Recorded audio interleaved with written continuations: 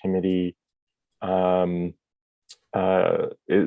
now have 9 members, I believe, and does that make quorum 5? Yes, that's correct.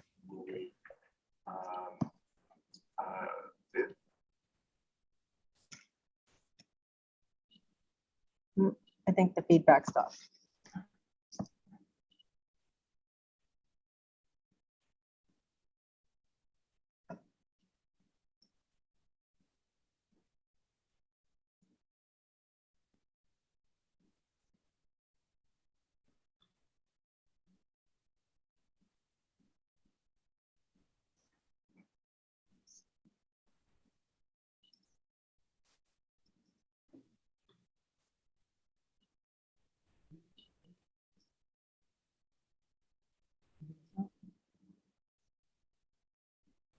Oh, Ali, sorry.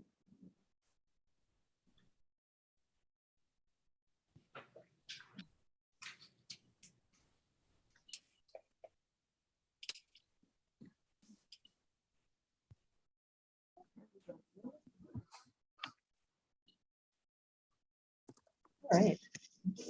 Did you get Virginia's email? Yes, I got the agenda and all that information. And I've got everything set up. We're live on YouTube. Oh, wow, great turnout for the beginning of the year. Awesome. Great to see everybody.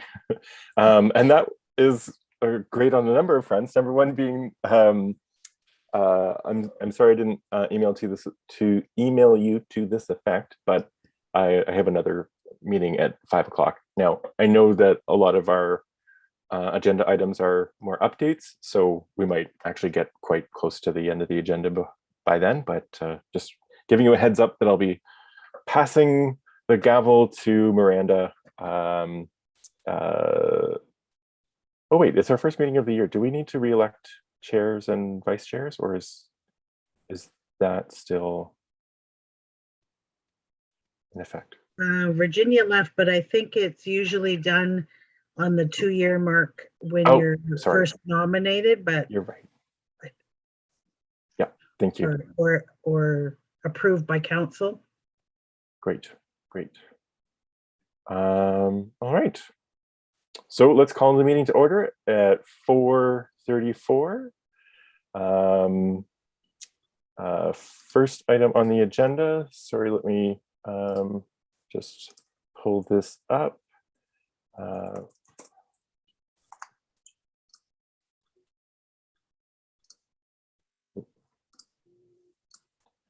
First item is the adoption of minutes. So those were included in your agenda package. If you haven't had a chance yet, please take a minute to review. And anybody who was in attendance at the meeting, please, first of all, let us know if there are any revisions to make. And otherwise, we'll entertain a mover and a seconder for the minutes.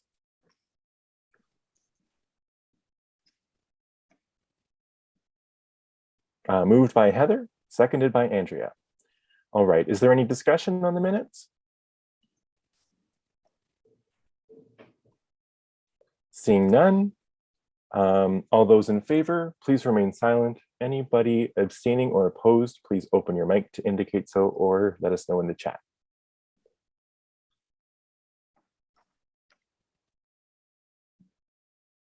Seeing none, the motion no opposed, the motion passes. Number 2 is the declaration of pecuniary interests. Does anybody have any pecuniary interests to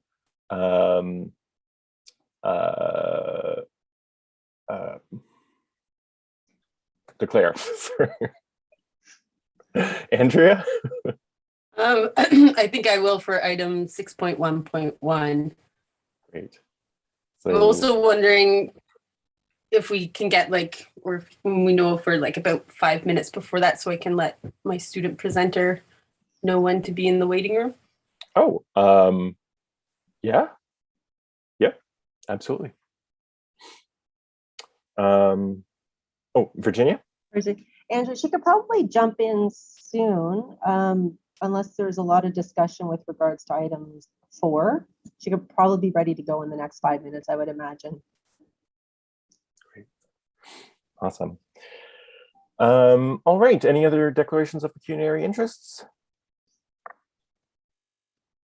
Seeing none, we'll proceed to item 3, which is the adoption of the agenda. Do I have a mover and a seconder? Moved by Jordan, seconded by Andrea. Is there any discussion on the agenda? I do know that there was a request that came in from a member of the public to speak to the committee. That would, in my mind, that would fall under new business.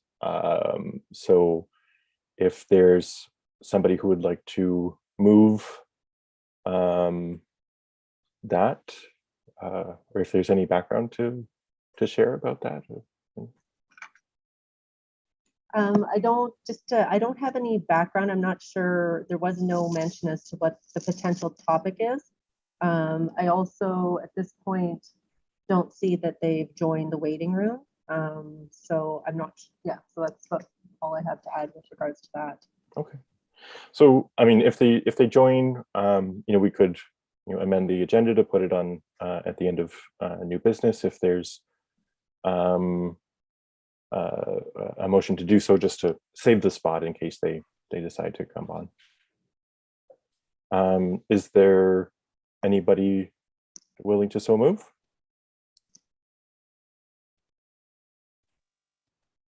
Moved by Heather, seconded by Andrea.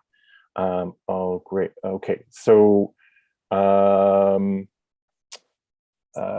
I guess technically that was a vote on an amendment to a motion on the floor. So we'll have to, all those in favor, please remain silent. Any opposed to the amendment to the agenda, please indicate so in the chat. Motion carries. So we will amend the agenda to include item 6.2 under new business, which is address from member of the public. Now the main motion is back on the floor, which is the adoption of the agenda. All those in favor, please remain silent. Anybody opposed or abstaining, please indicate so in the chat or open your mic. Motion carries. Moving along, item number 4, business arising. We have 2 sub-items. We have a cultural policy update and a public art policy update. But I also think that this is an opportune time. What I can do is formally welcome our committee member, Alicia Moore. Sorry, not our committee member anymore, Alicia Moore, who is joining us in an altogether new capacity. So welcome, Alicia.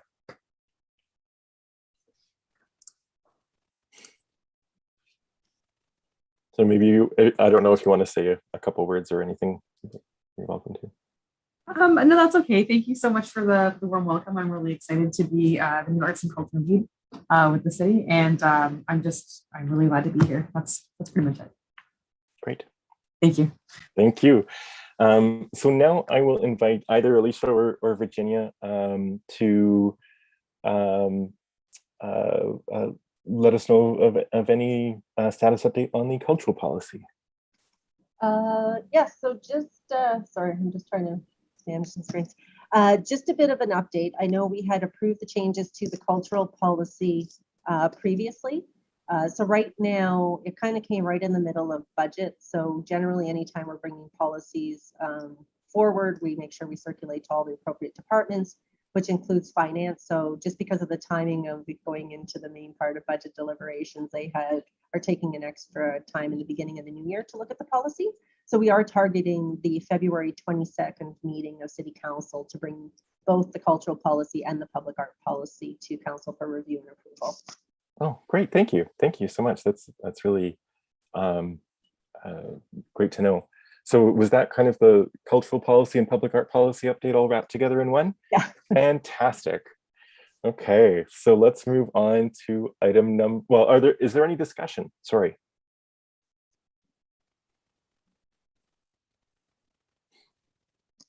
Nope. Okay.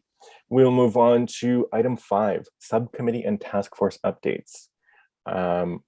We didn't receive any to my knowledge, and we didn't have any outstanding business from subcommittees or task forces to my knowledge. So we will move on to item 6, new business. First on that is the Public Art Projects 2022. Okay, so I'm just going to, and I believe Desiree's joined the meeting. So I'm going to actually bring up the PowerPoint and turn this over to Andrea and Desiree. I believe Desiree is going to be sharing. So if you'll just give me a second, I'll get the presentation pulled up and share my screen.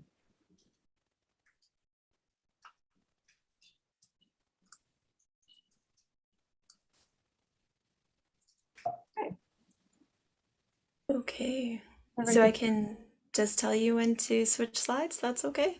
Yeah, perfect. Okay. Well, thank you for inviting me to present. My name is Desiree. I've been an Algoma student for a few years now, and I'm very happy to present this to you. So this is our project, Baminowaseya, to bring forth new light. It is a downtown Sault Lightboxes project to promote arts and culture while making Sault Ste. Marie safer. Next slide, please. During our Algoma University internship, Helen and I worked with Todd Fleet and Taylor Jarling and Aldrich Lampriya, also with Andrea, to create this project. And now we are also working with Virginia McLeod and Alicia Moore. So that's the team. We're also, Shamaya Nelson is a senior thesis student. It's her work that we want to work with. And Irene Gray has joined as an internship student to also work on the project. Next slide. So the Algoma University Visual Arts Internship Program, in partnership with Arts and Culture and City Studio Sault Ste. Marie, have designed a public art project to enrich arts and culture within the city of Sault Ste. Marie, while also making the city safer. Our goal is to support the local art community by installing artworks that enhance safety within public spaces. Working with the Sault Downtown Association and local businesses, Lightbox display cases will be installed within problematic exterior downtown city sites. These light boxes will display artwork that promote wellness as well as physically lighting up the area, thus creating a safer environment. These will be rotational displays. We will invite various artists to participate through a call for entry, which then enables us to support those artists through creating awareness of their work and providing promotional opportunities for them. Next slide, please. The Baminowaseya Light Project will begin in downtown Sault Ste. Marie with an ongoing possibility of expansion. After our team conducted a walkthrough of the downtown area, we found numerous potential sites where the light boxes can offer a solution to the city's needs. As in the example, light boxes may be placed in darker alleyways to create a sense of safety and security in the downtown area, lighting the dark places of the city to help find light and hope. Next slide, please. The Baminowaseya Lightbox Safety Project directly addresses the current goals of the City of Sault Ste. Marie's Community Culture Plan, as it ties into the city's need for increased arts and culture, the city's need for communication and connection between community members, various artists, and local businesses. It also addresses city downtown activation needs. And this project also is a solution to many of the concerns that arose from the 2019 Sault Downtown Association's walkthrough report, while also complementing the new Downtown Safety Initiative, whose major goal is to decrease crime and violence. Next slide, please. Our research proves that public art helps make communities safer by building community cohesiveness, improving well-being, creating social awareness and positive change, while also decreasing violence and crime. Next slide, please. Our research, other cities are implementing various light-based public art as solutions to similar concerns. 2 examples are these neon lights located in Saskatoon, Saskatchewan, and these illuminated vacant building windows within a revitalization area in Long Beach, California. Next slide, please. The example shown here is from the Blackwood Gallery in Mississauga. The Lightbox program exhibits multiple rotating exhibitions that change seasonally, similar to what we are proposing. Next slide.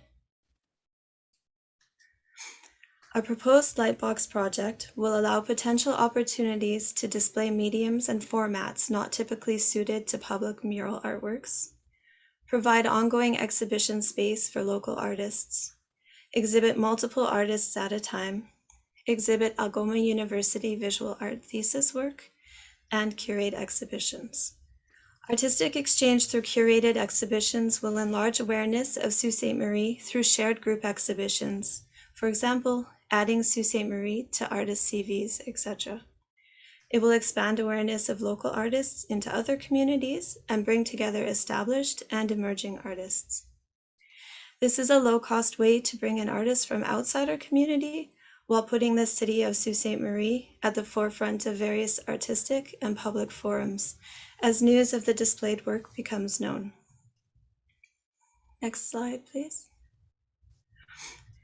This project also provides vast potential for building programs such as artist talks and community workshops around the displays, which further engage and build healthy communities. There are also opportunities to partner with other Tourism Ontario, Sault Ste. Marie City, and arts and culture events and programs, such as the Summer Moon Festival, the Downtown Walk Around Tour, Sioux Tourism, the Downtown Revitalization Project, the Community Improvement Plan, and Anishinaabe organizations, just to name a few. Next slide, please. Our initial artist proposal involves a 4th-year visual arts student named Shamaya Nelson. Her digital works involve various Anishinaabe children, which we will display downtown in the Baminowaseya light boxes to portray a sense of hope for the future. In her artist statement, Shamaya states, "Ani, hello, my name is Shamaya Nelson, and I am a daughter and granddaughter of residential school survivors of the Pelican Lake Indian Residential School. I've always done my work with an awareness of trying to break the cycle of what happened to my father and grandmother while they were in residential school.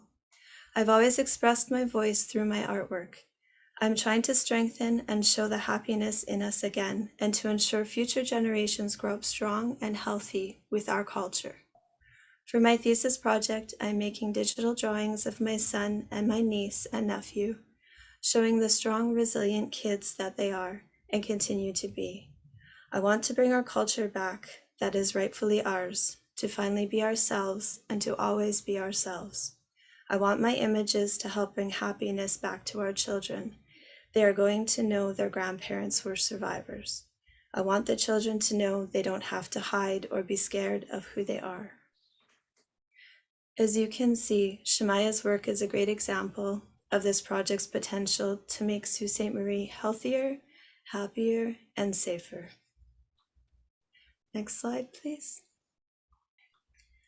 Our plans are to include a map within our final proposal with the potential multi-phase locations we identified during our downtown walk-around tour, as well as a detailed budget. Our initial phase is to begin with 1 to 4 light boxes and high traffic areas with lots of visibility. There are numerous Sioux downtown business owners who are interested in public art, but who are waiting for the right proposal. This project will fill the needs of many of these businesses. Potential donors include Algoma University, City Studio, the City of Sault Ste. Marie, Downtown Sioux businesses, and Anishinaabe Arts Associations, to name a few. At this time, we're waiting for the results of the Seawell grant application, which would contribute $4,000 towards the project. Next slide, please.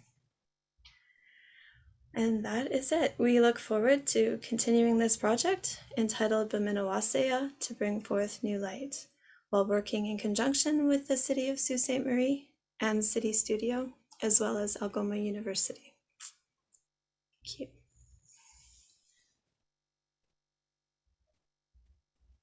Thank you, Desiree.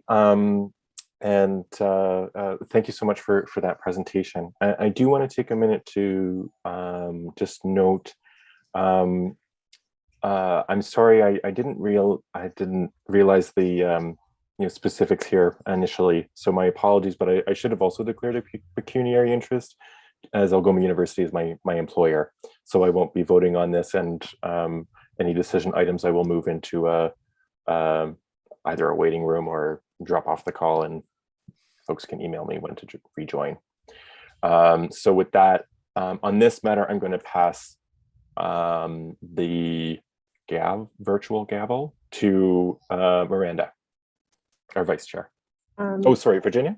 Sorry, yeah, and just as we're going into, I guess if there's any project-specific questions, I know Andrea and Desiree can answer those, and then once we're getting ready to have further deliberations and vote, I'll put Andrea and Sean into a waiting room for the time being during that discussion. Great, thanks. And also, just to let you know, I was able to reschedule my appointment last minute, so I'll be here for the duration.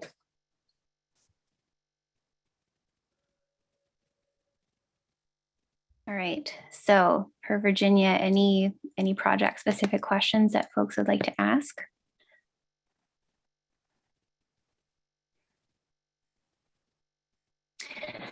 Okay, I do have a quick question, Virginia, just for clarification.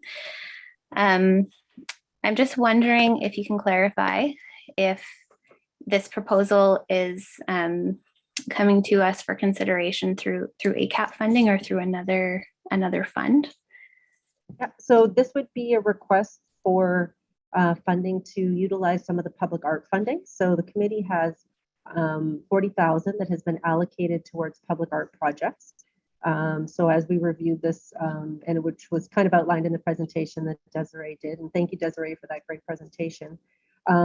It does capture a lot of the key initiatives that were identified in action items within the cultural plan. So it is a good fit, and it would be eligible to utilize public art funding to move this project forward.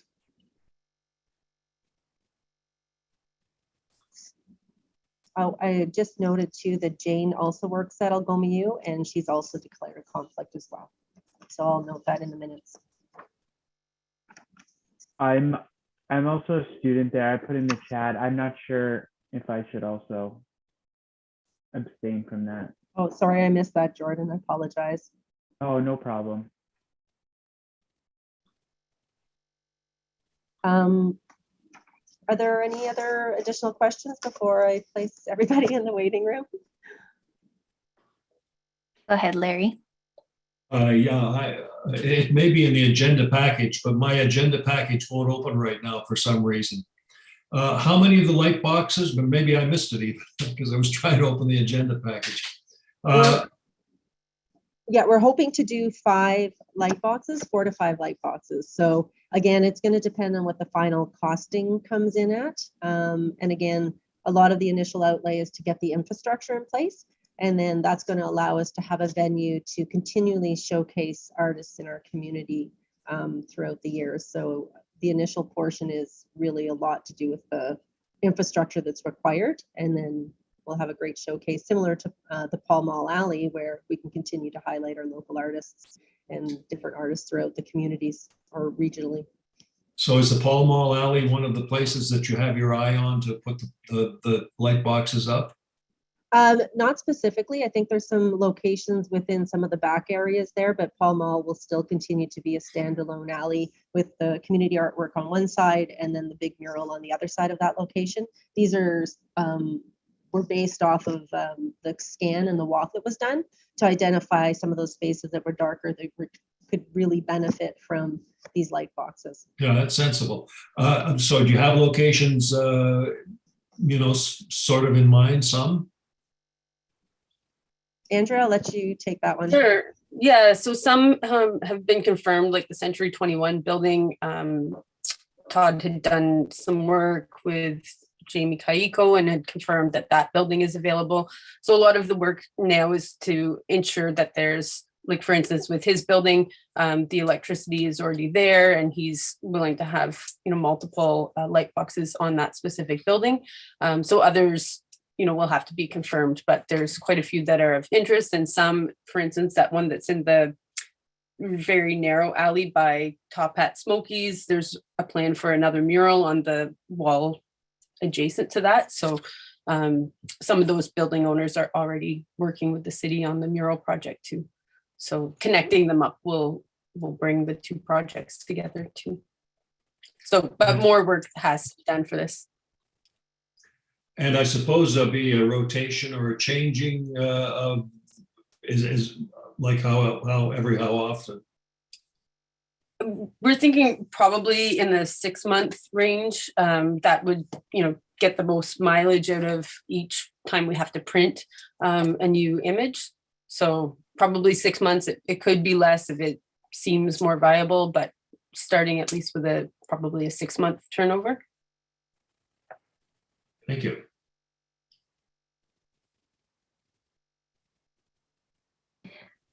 Go ahead, Heather.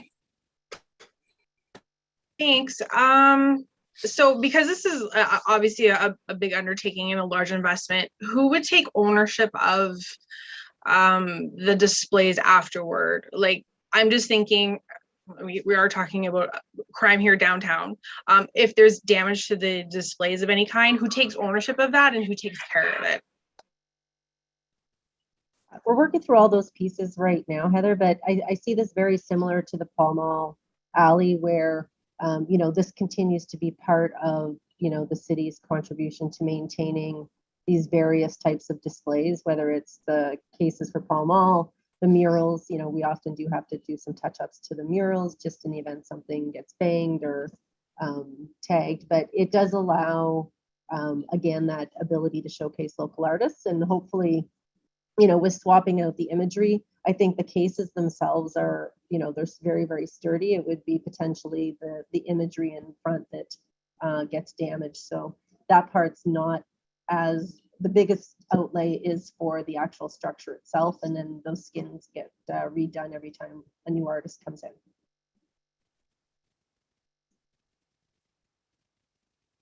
But I guess just a little bit more to Heather's question too, in terms of looking at the management of the call for submission.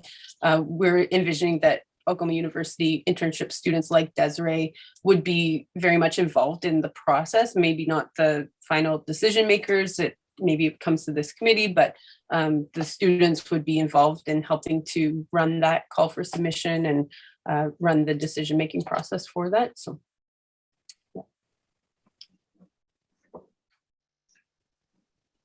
Thanks, Andrea. Go ahead, Yasmina. Yep, go ahead, Yasmina.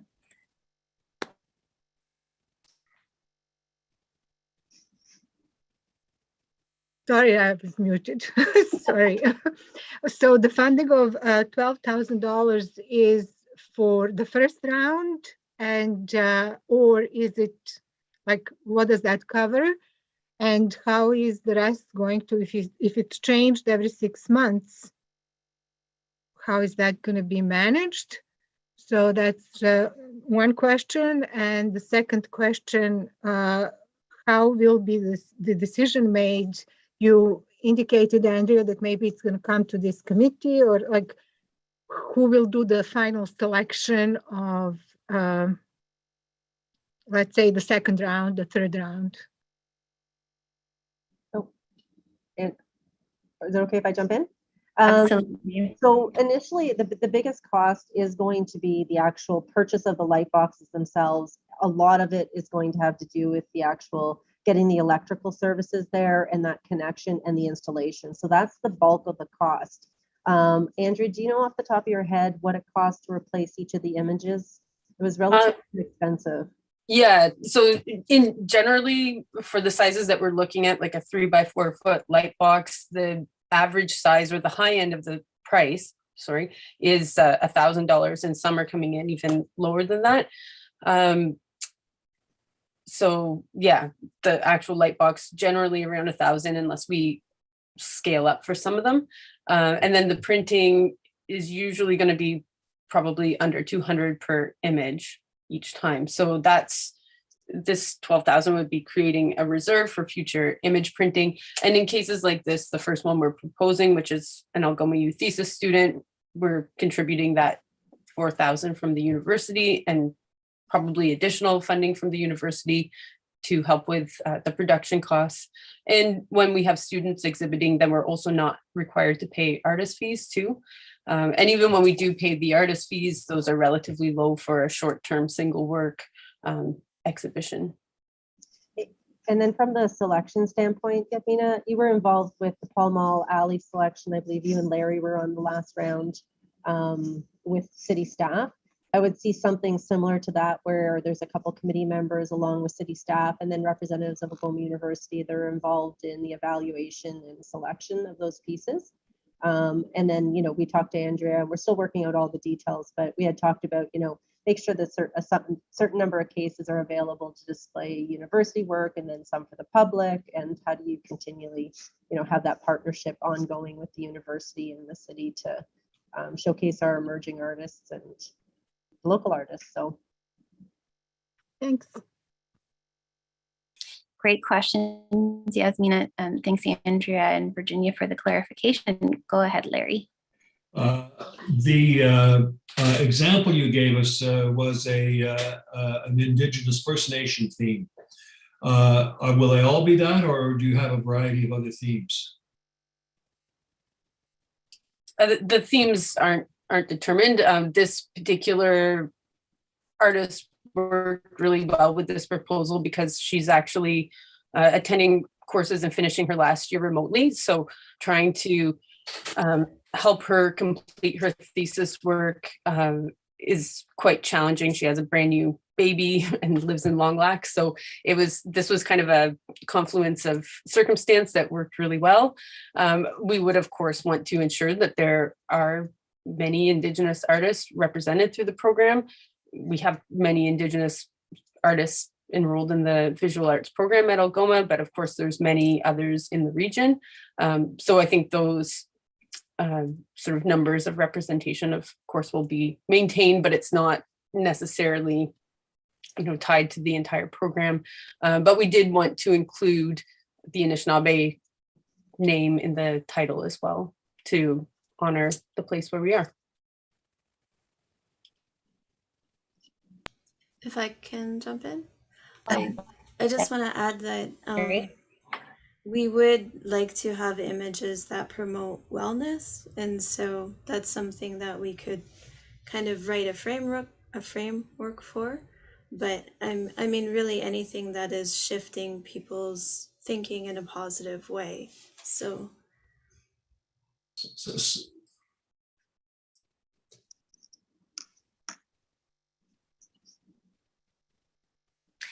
May I ask if you've investigated the demographic you're aiming at? You know, those who commit crimes or vandalism, or, you know, substance abuse, or, do you know what I'm trying to say? Ask. We haven't researched the demographic of Sioux Downtown. We have spent time in communication with the Sioux Downtown Business Association, and so they're more aware of some of the demographics.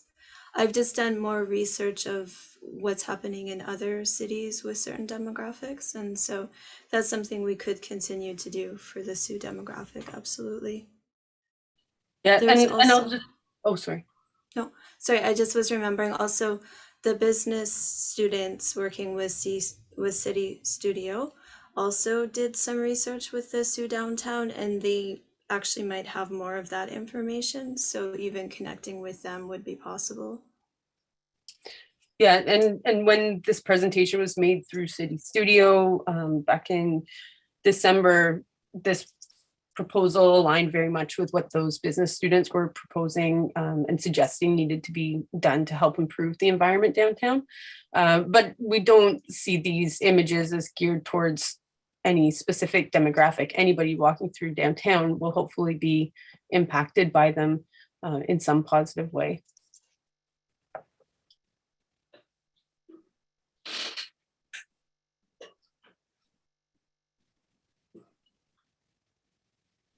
Thank you. I just got my video off for the moment because apparently my rural internet is very unstable at the moment. Can everybody hear me? Thumbs up. Okay, perfect. Thank you. Is there any further discussion, any questions that folks would like to ask? Really appreciate the questions that have been asked so far, so thank you. Okay, well, should we prep and to move into voting mode and maybe move the folks with pecuniary interest out to the waiting room?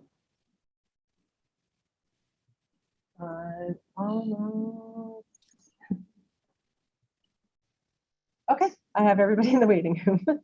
Okay, perfect. Good to So, go. sorry, Miranda, I can leave now? Yes, you're all set, Desiree. Thank you so much. Yes. Thank you very much, Desiree. Thank you. Good to Okay, see you. bye.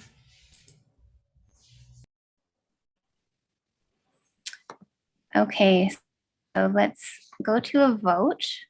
I suppose our motion is, oh, Virginia, go ahead. Yeah, I can read the motion. So it'd be resolved that Perfect. the Cultural Vitality Committee recommend that council support the Lightbox project and approve $12,000 in public art funding. Thank you, Virginia. And a mover? A mover for this motion? Heather? And second?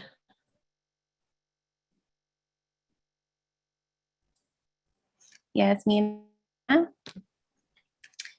Okay, any further discussion? Okay, seeing and hearing none. All those in favor, remain silent.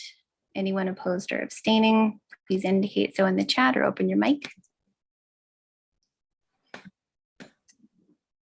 Perfect. Carried. Thanks, everyone.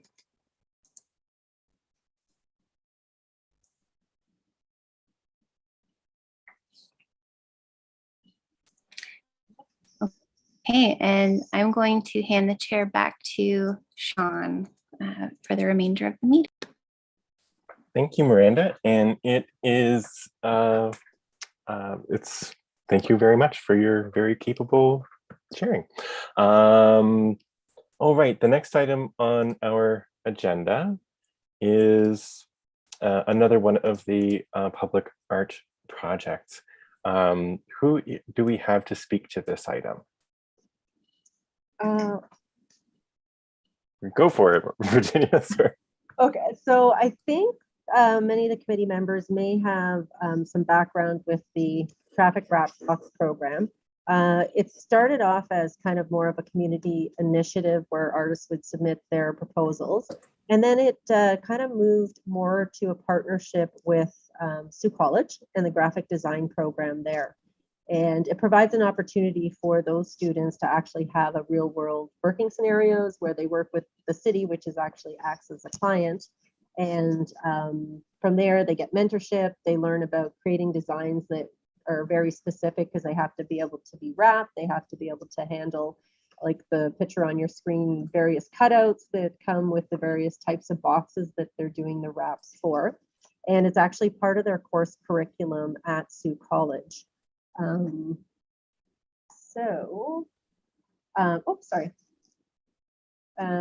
Yeah, so anyway, so it's been an ongoing partnership. The number of boxes that we've done have been about 6 per year. Those were previously funded through Public Works. We had put in a request to council to see if we could get this added in as part of the additional items to increase the budget. but it was identified through the process that this really does become part of a public art type of funding. So that's kind of where we're coming to the committee for its consideration. It does give the opportunity for those students to build their portfolio. There is a launch, so they get media exposure, and it's a great opportunity for them to be able to network as well. And yeah, so I'm sure you've seen samples of their designs throughout the community. There's been various themes depending on the year, and different boxes they focused initially. The one round was around Sioux College, and then there were a number of them that were installed in the West End this past year. So it's about approximately $2,000 for each box. And there was, in order to do 6, which is what we've done in the past, it would be approximately a $12,000 request out of the public art funding. So yeah, that kind of covers off the project. And if there's any questions, I'd be happy to answer them. Thanks, Virginia. That's answered all of my questions. Is there any discussion on this item? Yasmina. I just have a question. If initially, when this started, this was years ago through the graffiti committee, which was a standing committee of the city council, for the reason that the graffiti on the boxes and other things are not as prevalent as they used to be at one point.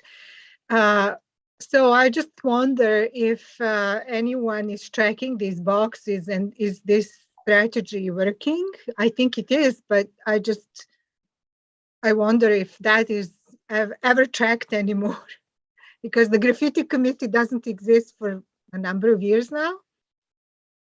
Correct. Yeah. So I do think that there definitely has been improvements. You know, the boxes that are covered with artwork, you know, are highly less likely to get tagged. You know, not that it doesn't happen, but it definitely does improve the tagging that's happening, and it's, you know, definitely brightening up a lot of the street corners throughout the community. And I think it's a great opportunity to showcase, you know, art, and again, another great partnership with our college in supporting, you know, young emerging artists that are just starting to kick off their careers in graphic design. And also the question, who maintains these? Like if they are, as Heather asked for the other one, like if they do get tagged and if they do get damaged, do we replace them? Or if they have a certain lifespan with the wraps, so they definitely are something that the city, you know, does take care of. We have to go around and you know, continue to maintain them. I don't know the exact lifespan of each of the wraps, but when things do get tagged, I know crews go out and they do try to remove any graffiti that happens on any of the boxes. With the vinyl overlays, I think it's a little bit easier to get it off than it is to get off the metal boxes that don't have that overlay. Yeah, no, I think it's definitely, I think it's working, but I don't know. That's just my kind of sense, but I don't go checking them, so I don't know. Thanks, Yasmina and Virginia. I see Larry has his hand up. Oh, and you are muted if you just want to unmute yourself.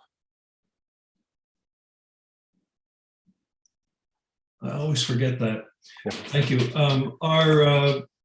Are these new boxes that are being going to be treated, or are they old ones that where the covering is going to be replaced? I'm out on my bicycle a lot and I see them all over. I think they're great. They're fun. Generally, we're trying to wrap either ones that have been, we have a list of all the boxes throughout the city that still need to be covered. So, you know, the ones that you're seeing in the photos that we've been doing over the last number of years with artists' materials aren't slated to be replaced at this point. It's either the ones that have some of the older logo branding or that have nothing on them right now that we want to wrap. Thanks, Virginia. And any other discussion?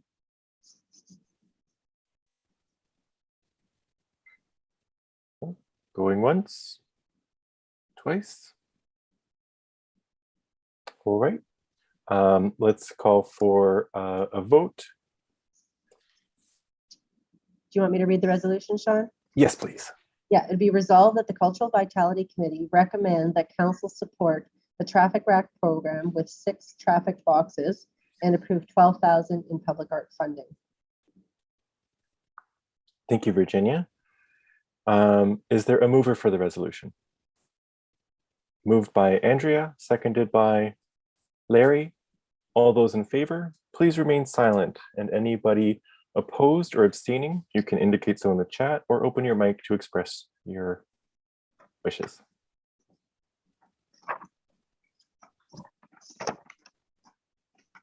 Seeing no opposition, the motion carries. Thank you very much. All right, the next item that we have on the agenda is 6.2, Community Recognition Award. And with this, we have a review of the Community Recognition Award that is being requested, and also a call for members of a working group to review and update the selection criteria for the Community Recognition Award. Is there anything that you would add to that, Virginia? Yeah, so just a little bit of background. If everybody remembers when we had our previous discussion on the Community Recognition Award, we did have some discussion about clarifying some of the criteria to be clear in the event if people that are their primary job is working in that sector, if they would qualify, or if we're looking for that extended volunteer experience outside of their work. So again, it's just to review that criteria and make sure that as we're leading into the release and call for new applicants this spring, that we've taken a look at that and we've updated it accordingly to make sure that we're all set to go when we release it in the end of March. So yeah, if there's 2 committee members that are interested in participating with city staff to review the criteria and bring that back to the committee for their consideration, that would be great. Thanks, Virginia. And I see that there's a hand up from one of our guests, but first I'll go to the committee members and then go to our guest. Are there any committee members who had, well, I think I saw Heather's hand go up. I'm not sure if you had a question or if you were volunteering. I was volunteering. Okay. And if there are any other volunteers who would like to let themselves be known,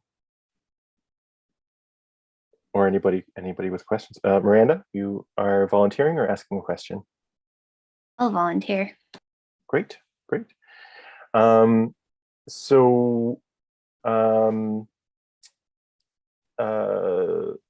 Mark, I'll come to you in just a second, but I'll take a mover and a seconder for the motion first, just to get to the discussion period. Is there a mover for the resolution? Moved by Jane Amolo, seconded by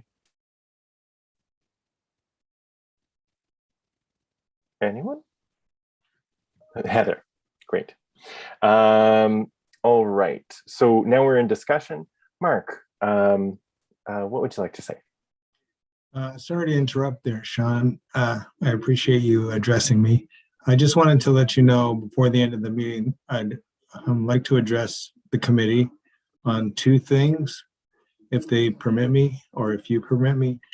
The first thing is a free, high-profile way to get cultural people some exposure. And then the second thing is the 3 ways that a delegation can speak to this committee. And at least that's my understanding, the 3 different ways.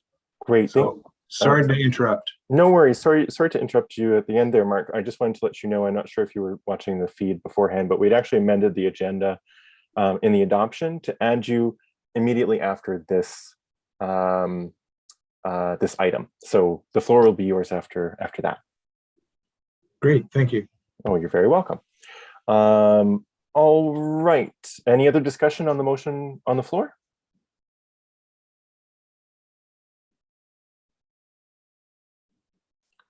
Seeing none, we'll call for a vote. All those in favor, please remain silent. Anybody opposed or abstaining, please indicate so in the chat or open your mic to express your intent.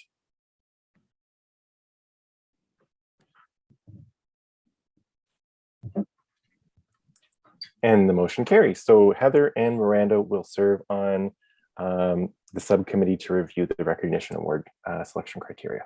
Thank you very much. Thank you for your additional work. All right, so that moves us to the address from the public. So that would be you, Mark. Please take it away. Great, thank you very much. The first thing is the high profile exposure of cultural artists, I guess. And so did you want to give me permission to speak, or you've already given me? Sorry, I've already given it to you. Yeah. Okay, thanks, Sean. So I've been thinking about this for quite a long time, and in the old days, City Council used to have a break in between at the midpoint of their meeting. And so I think it would be, highly appropriate to, again, have a break. They used to have it for some sort of meal, but in this case, I think they should stay in the chamber, and you could have either a performing arts person do a short vignette if there's an upcoming performance, or have some sort of display of art, or and have somebody narrate that, or maybe interview the artist, so that 5 or 10 minutes could be given to 1 or 2 artists in the community. So that's just an idea for you. Any questions? Did you want me to, are there any questions or discussion items or discussion related to what Mark has brought forward?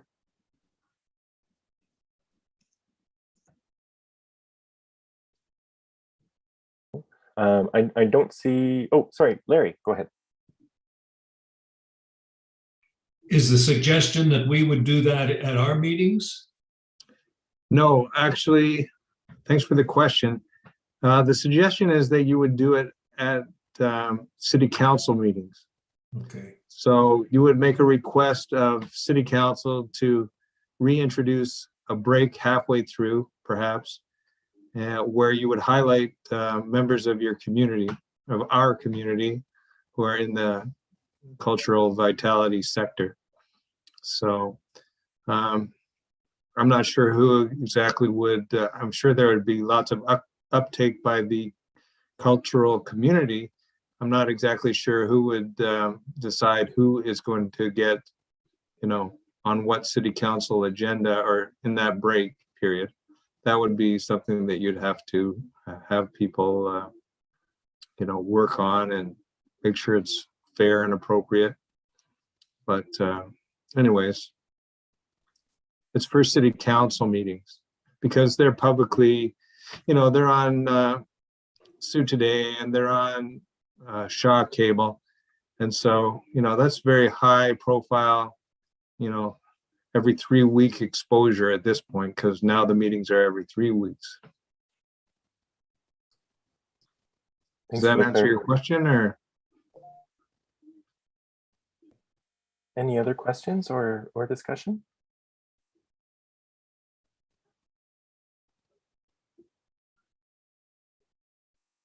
Andrea? Thanks, Mark, for this idea. Would you envision if there is a selection process, then would artists who are doing this, would they be paid for that work as per Carfax fees, or is this like more of a volunteer opportunity? Well, the way I had originally envisioned it is that it's sort of a marketing opportunity for them. And so the exposure would be their pay, basically. I don't envision any sort of, financial compensation, because that would just add more details to be, who pays, blah, blah, blah. And so those are my thoughts. Thanks for the question. Excellent one. Thanks, Mark and Andrea. Are any other questions or discussion?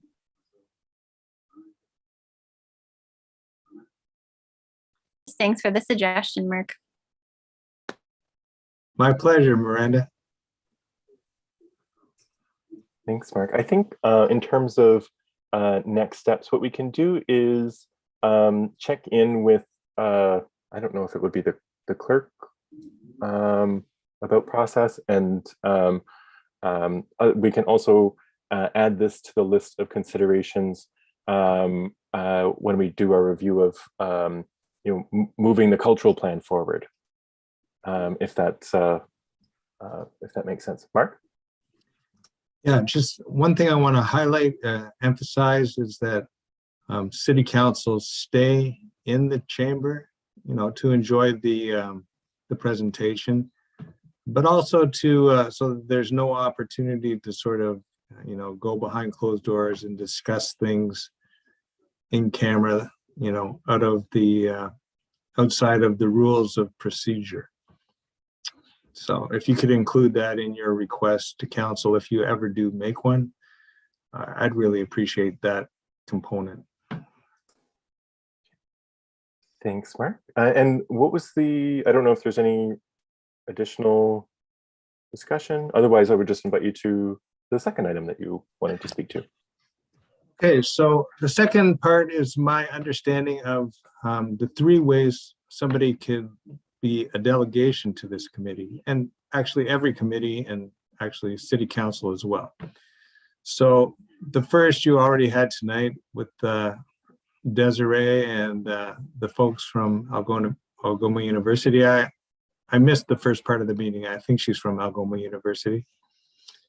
And so that's where they write to the committee and somebody decides to put them on the agenda. So that's the first way.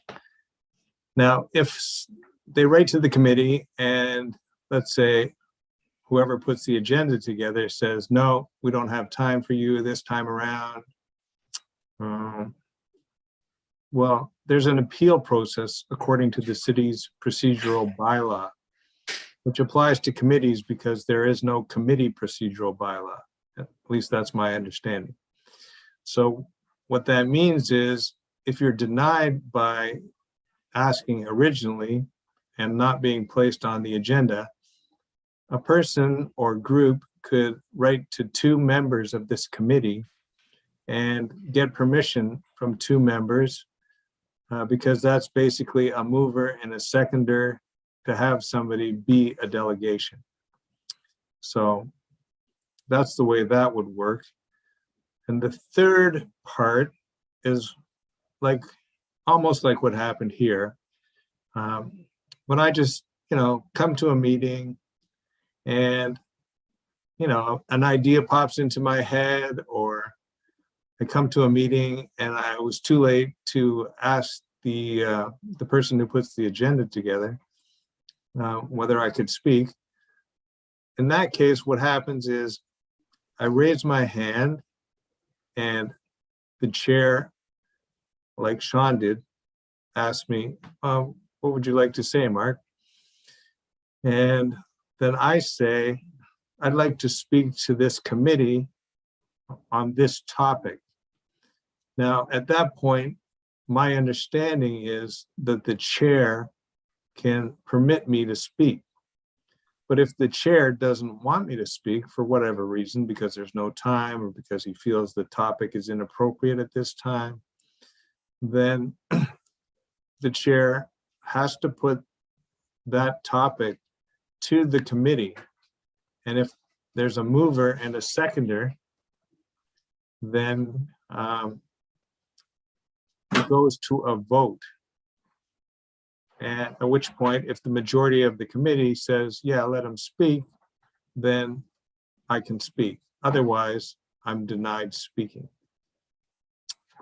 Are there any, did I explain myself okay? I would defer to Virginia and Kathy as staff just to confirm if that's a correct assessment of the procedures. Yeah, I can forward you the information from the procedural bylaw, Mark. I think it's the 2013-100 consolidated bylaw, which applies to procedures, and it also covers off delegations and the process in which delegation can be added on to the agenda. So, you know, as today I got the request from you, I didn't get it till later because I was tied up in meetings. But, you know, I was able to get a hold of the committee, let them know that you had made a request. And as such, they did pass a motion to amend the agenda to allow you to speak today. Again, ideally, you know, these come in writing in advance, and we have, you know, the topic and that for discussion is included in there with the request that comes forward so that we can add you on to the agenda in advance in the event that that's the case. But I can forward you that procedural bylaw if you like. Mark? Oh, thanks, Virginia. I appreciate that. But the procedure bylaw is pretty much my area of expertise, and especially as it relates to delegations. This has been a bone of contention of mine for over a decade. But so I'm just saying this for the benefit of the committee members, whether it's the reason it happened the way it did, Virginia, today is because of the Zoom meeting.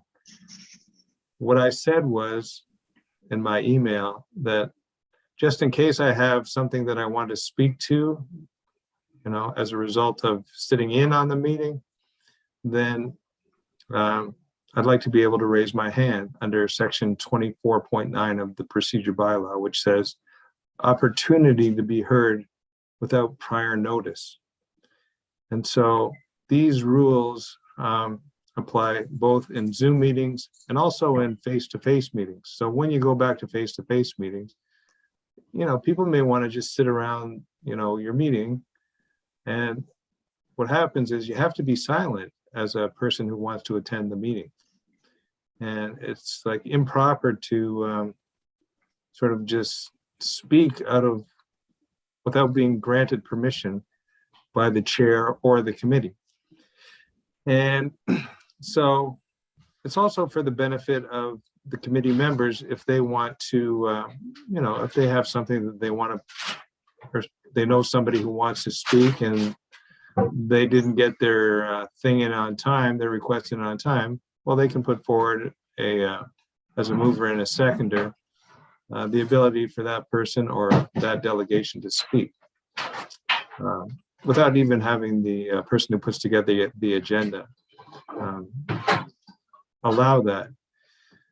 But it's especially important for somebody who, you know, as a citizen wants to participate in the betterment of the community by just going to these meetings and, you know, if given permission, by raising their hand, asking the chair, they can speak, you know, and if given permission, just, you know, tossing out their idea to see if the committee thinks it's worthy of pursuing or not. I mean, you know, not every idea is going to be worthy of pursuing, and not every citizen is going to feel welcome participating unless these things start to happen.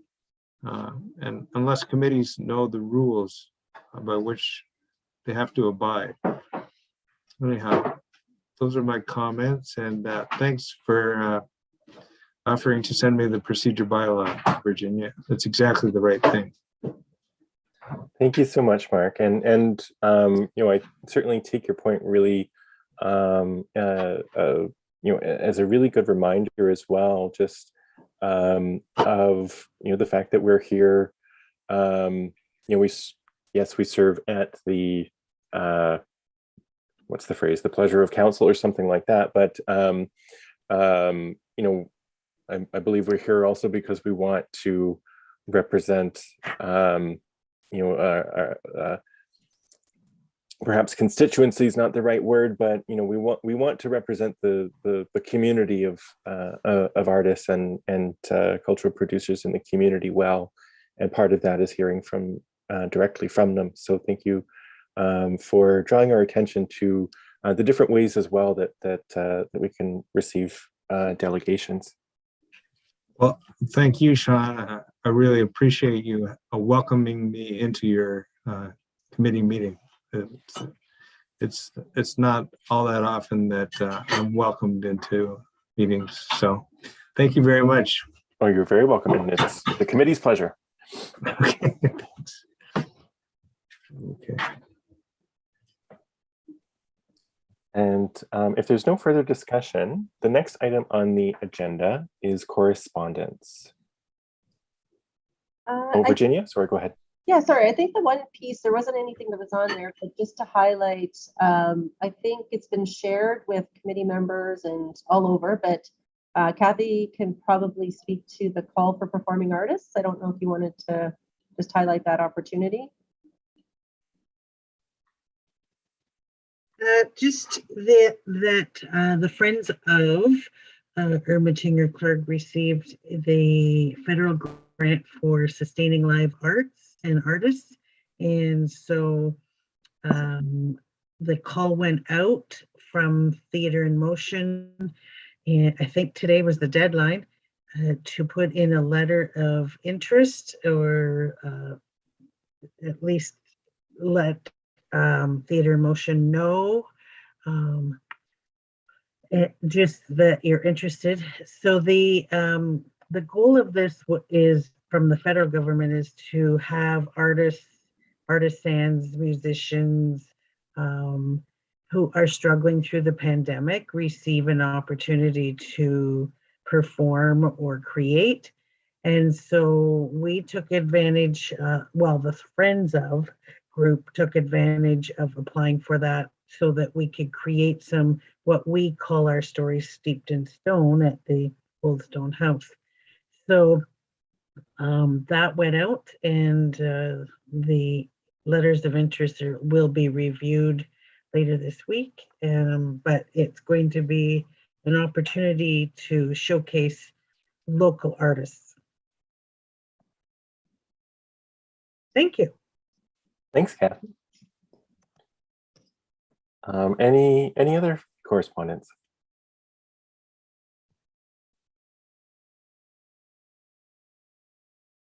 Seeing none. Oh, sorry, Virginia. Oh, no, I'm good. Oh, okay. The next item on the agenda then is our next meeting, which is just a notice that we will be meeting February 16th, 2022 at 4:30 p.m. again via Zoom until this situation changes. So mark your calendars, and we'll see you then. Item number 9 is adjourn. Oh, sorry, Larry. Oh, you are muted. Just thought it unmuted it. Could you repeat the date, please? No problem. February 16th at 4:30. Let me check the day on that. It is a Wednesday as well. Thank you. No problem. All right. If there's nothing else, we will move to item number 9, which is adjournment. Is there a mover for adjourning? Moved by Miranda, seconded by Heather. All those in favor, please remain silent. Anybody opposed or abstaining, please indicate so in the chat or open your mic to express your intention.